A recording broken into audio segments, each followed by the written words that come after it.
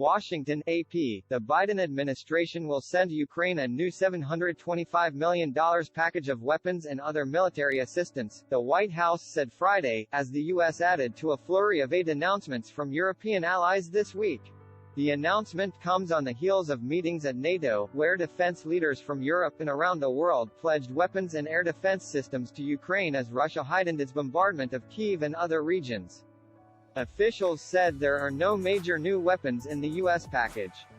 Instead, the U.S. aid is largely aimed at restocking thousands of rounds of ammunition for the weapons systems Ukraine has been successfully using in its counteroffensive against Russia, as the war stretches into its 8th month. The new package includes rounds for the high-mobility artillery rocket systems, known as HIMARS, a critical weapon that has improved Ukraine's ability to strike ammunition depots, bridges and other key targets that erode Russia's ability to resupply troops.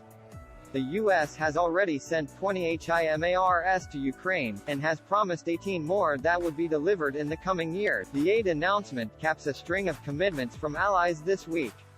One after another in the last 2 days, countries large and small detailed new contributions to Ukraine's fight, underscoring the persistent fears among European nations that they could be Moscow's next target. Russia's latest assaults have only deepened the determination of the Ukrainian people and further united countries of goodwill from every region on earth, said U.S. Defense Secretary Lloyd Austin at a meeting of defense leaders this week. Our resolve and steadiness of purpose has only been, a senior defense official told reporters at the Pentagon that Ukraine's immediate needs continue to be additional air defenses.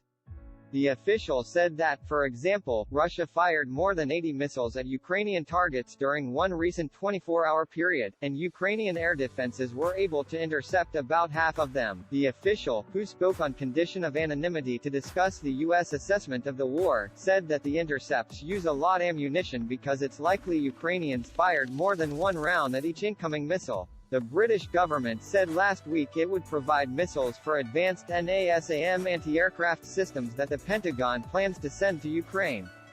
Britain also is sending hundreds of drones and 18 howitzer artillery guns. Germany has sent the first of 4 promised Iris-T air defense systems. France pledged more artillery, anti-aircraft systems and missiles. The Netherlands said it would send missiles, and Canada is planning to send winter equipment, drone cameras and satellite communications.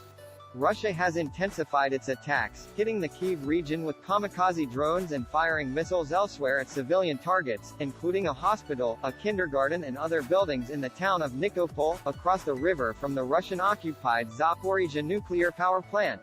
The strikes have been described as Russian payback for the bombing of a strategic bridge linking Russia with annexed Crimea. Kremlin war hawks have urged Putin to escalate the bombing campaign even more to punish Ukraine for Saturday's truck bomb attack on the landmark Kerch Bridge. Ukraine has not claimed responsibility for the attack. The surge in Russian attacks also represents an urgent effort by Moscow to regain its footing as Ukraine's fierce counteroffensive has taken back towns and territory that Russia had overrun in the earlier days of the war. Since the war began on February 24, the U.S. has committed more than $17.5 billion in weapons and other equipment.